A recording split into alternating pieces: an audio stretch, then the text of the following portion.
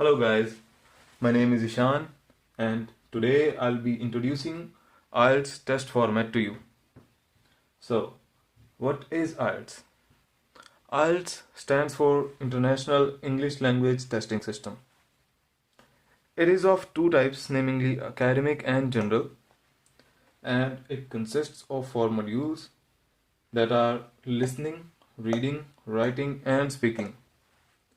These four modules are to test your English language skill, or we can say your proficiency on English language. These are the skills that are required to survive in a country where English is their first language. So, अब बात करते हैं academic और general में क्या difference है. The difference is that academic उन लोगों के लिए है जो कि foreign countries में जाना चाहते हैं for higher studies, और जो general है वो उन लोगों के लिए है जो जाना चाहते हैं परमानेंट सेटलमेंट के लिए या फिर वर्क वीज़ा पे. तो ये तो हो गया डिफरेंस एकेडमिक और जनरल में. Now let me tell you about how to book your test slot. इसके लिए आप आईडीपी या ब्रिटिश काउंसिल की वेबसाइट पे जाके टेस्ट डेट बुक कर सकते हैं. ध्यान रहे, बिना पासपोर्ट के आप ये टेस्ट नहीं दे सकते. तो जो लोग ये टेस्ट देना चाहते हैं, अगर उनका पासपोर्ट नहीं बना है तो सबसे पहले अपना पासपोर्ट अप्लाई करें. तो सबसे पहले हम बात करते हैं फर्स्ट मॉड्यूल की, जो कि है लिसनिंग. ये टेस्ट होगा 30 मिनट्स का, और इन 30 मिनट्स के बाद आपको 10 मिनट्स दिए जाएंगे आंसर्स को अपनी आंसर शीट पे ट्रांसफर करने के लिए. टेस्ट स्टार्ट होने से पहले आपको टेस्ट के रूल सुनाए जाएंगे. आपको दी जाएगी एक क्वेश्चन बुकलेट और एक आंसर बुकलेट.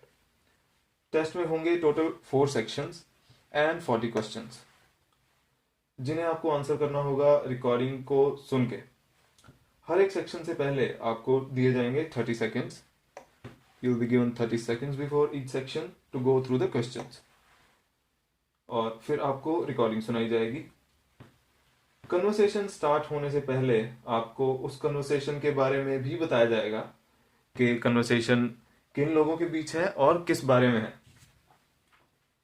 ये रिकॉर्डिंग्स होंगी कुछ कन्वर्सेशंस जो कि होंगी नेटिव इंग्लिश स्पीकर्स के बीच. ये किसी भी तरह की कन्वर्सेशन हो सकती है, 2 लोगों के बीच, 3 लोगों के बीच. Example, here is a conversation from one of the exams. Test 1 Exam Practice. Listening, Section 1. You will hear a telephone conversation between a woman and a man who works for a holiday company about a holiday she would like to go on. First, you have some time to look at questions 1 to 6. You will see that there is an example that has been done for you. On this occasion only, the conversation relating to this will be played first. Holidays for you. Sean speaking. Can I help you? Oh, hi. I've been looking at your website. I'm interested in a cycling holiday in Austria in April. We have 2 trips in April. One lasts 14 days and the other 10 days. I think the 10-day trip is better. So let's see. I've got a calendar here. What are the dates? The length of the trip that the woman chooses is 10 days, so 10 has been written in the space. Now we shall begin. You should answer the questions as you listen, because you will not hear the recording a second time. Listen carefully and answer questions 1 to 6. Holidays for you. Sean speaking. Can I help you? Oh, hi. I've been looking at your website.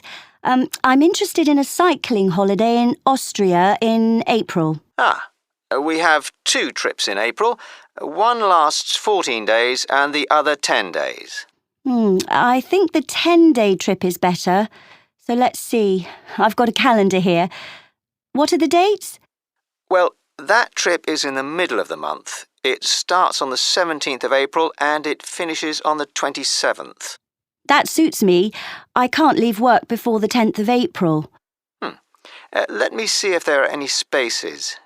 Is it just for yourself? Myself and my sister, so 2 of us. Yes, we have spaces. Is it a big group? At the moment, there are 12 people booked on this trip, and with you two, that will be 14. The maximum number is 16, so it's almost fully booked. We can't go over that because it's hard to keep a larger group together. I need to check that I'm fit enough for this, but the distances look okay. The website says we'll ride approximately 45 kilometres a day. Is that right? That's correct, and I've got the exact distances here.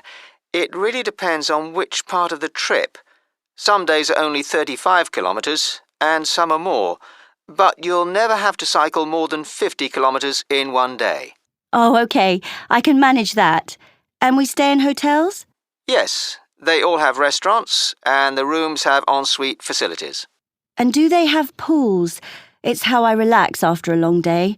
There is a swimming pool in a few of the hotels, but none of them has a gym. I don't think we'll need a gym after all that cycling. I'd better find out how much the holiday costs before I get too excited. Including flights, it's £1,177 for one person. Oh, we'll book our own flights on the internet. That's just £1,013 then. And we can book insurance for you if you want. And which meals are included in that price?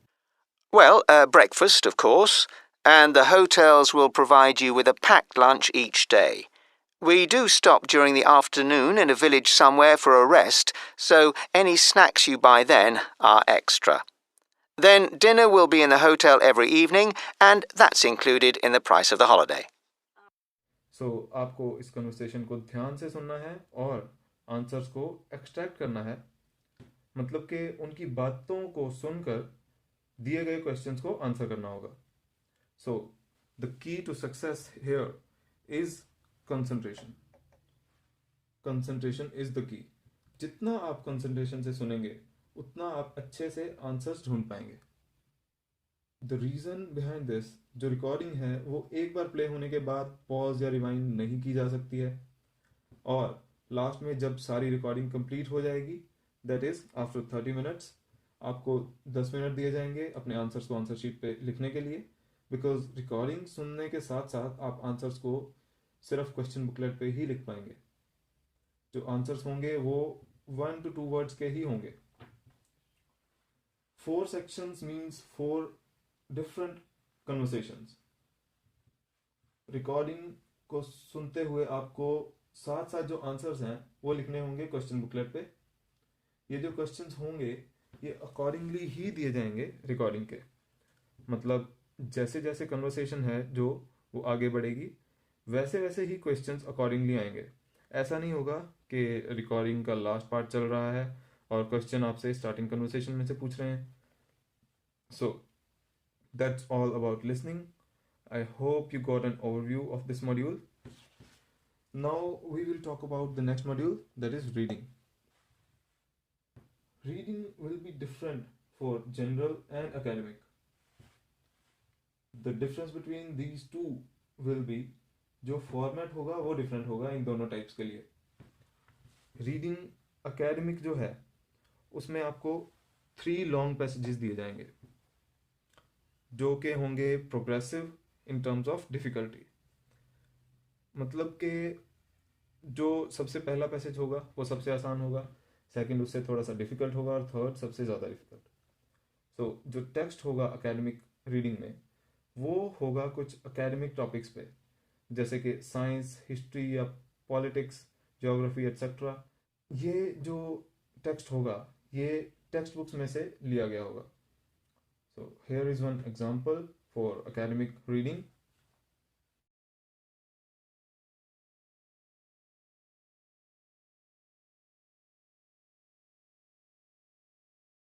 On the other hand, जो general reading है उसमें आपको 4 passages दिए जाएंगे जो कि होंगे everyday text styles, जैसे कि advertisements, notices, job descriptions, newspaper articles etcetera. So here is one example of general reading.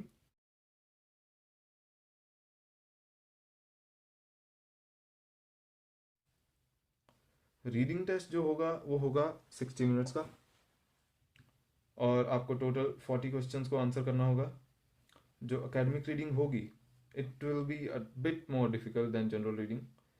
So the key to success here in this module will be your time management.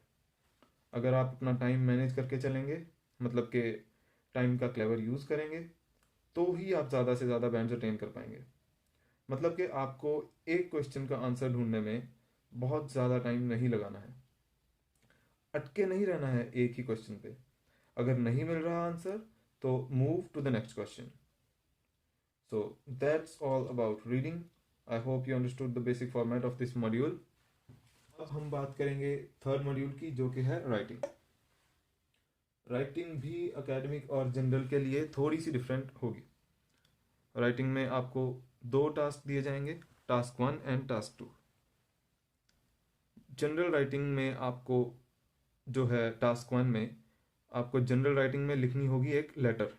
जो task 1 है for general, it will be a letter. For example,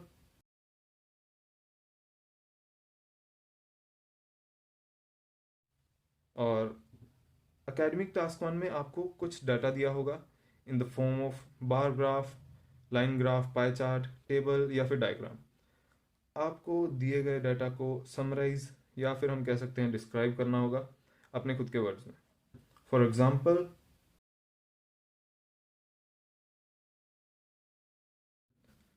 दोनों ही academic और general के लिए writing task 1 को आपको minimum लिखना होगा 150 वर्ड्स में. जो टास्क 1 है वो आपको मिनिमम 150 वर्ड्स में लिखना होगा. Now let's talk about writing task 2, which will be an essay question. Task 2 जो essay question होगा will be a detailed discussion on the given topic. आपको एक टॉपिक दिया जाएगा जिस पर आपको अपने थॉट्स, ओपिनियंस या फिर टॉपिक का जो सॉल्यूशन है वो लिखना होगा अपने खुद के वर्ड्स में. तो ये टॉपिक कुछ भी हो सकता है. फॉर एग्जाम्पल,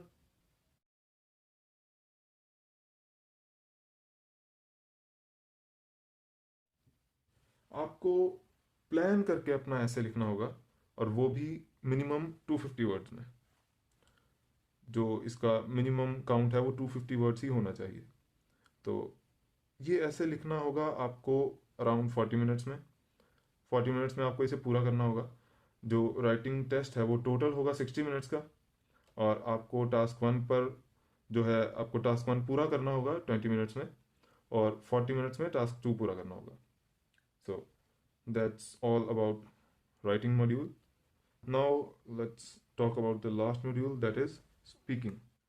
Speaking जो है मॉड्यूल, स्पीकिंग टेस्ट में आपको 1-on-1 कन्वर्सेशन करनी होगी एग्जामिनर के साथ. जो एग्जामिनर है उससे बातचीत करनी होगी आपको. तो इस टेस्ट में वो क्या करते हैं, इसमें जो एग्जामिनर है वो आपकी फ्लुएंसी, आपका कॉन्फिडेंस और आपकी प्रोनाउंसिएशन ये सब चेक करेंगे. यहाँ पर टोटल 3 सेक्शंस होंगे.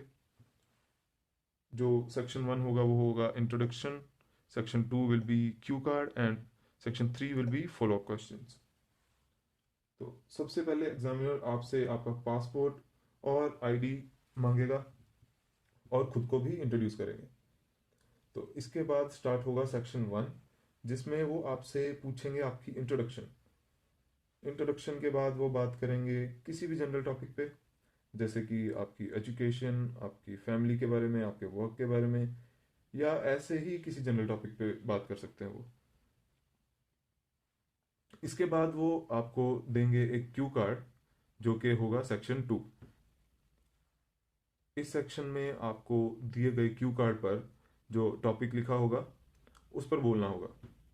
आपको अपने व्यूज़ प्रेजेंट करने होंगे या फिर कुछ भी उस दिए गए टॉपिक से रिलेटेड बोलना होगा जो रिलेटेबल भी हो और लॉजिकल भी हो.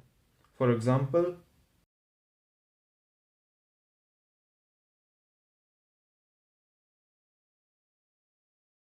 सो क्यू कार्ड पे दिए गए टॉपिक पर बोलने से पहले वो आपको एक ब्लैंक शीट और एक पेंसिल देंगे, और आपको बोलने से पहले 1 मिनट का टाइम दिया जाएगा ये सोचने के लिए कि आप क्या बोलेंगे. आप इस दिए गए टाइम में जो शीट है उस पर पॉइंटर्स लिख सकते हैं जो आपको ब्लैंक शीट दी है, ताकि आपको उस टॉपिक पे बोलने में आसानी हो। जब आपको एग्जामिनर बोलना स्टार्ट करने के लिए बोले तब आपको बोलना स्टार्ट करना होगा और अराउंड 2 मिनट तक कॉन्टिन्यूसली बोलना होगा। एग्जामिनर आपको रुकने के लिए भी बोलेगा, और जैसे ही वो आपको रुकने को बोलेगा, जब उन्हें लगेगा कि सफिशिएंट है, उसके बाद जो अगला सेक्शन है वो शुरू होगा, जो कि होगा section 3। Section 3, as I told you earlier, will be follow up questions. ये क्वेश्चंस होंगे related to the topic that was given to you in the Q card. जो आपको क्यू कार्ड में टॉपिक दिया था उसी से रिलेटेड क्वेश्चंस वो आपसे आगे पूछेंगे। तो ये भी होगी एक डीप डिस्कशन जिसमें एग्जामिनर आपसे पूछेगा questions related to the topic that was given on the Q card. तो that's all about speaking module, और इसके साथ ही जो आइल्स का फॉर्मेट है और इंट्रोडक्शन है वो खत्म होती है। I hope you understood the format, और अब आप तैयार हैं प्रैक्टिस टेस्ट के लिए। You can access the practice tests on our website under the test section. So we will be discussing these modules in detail in the following videos. Thanks for listening. Goodbye.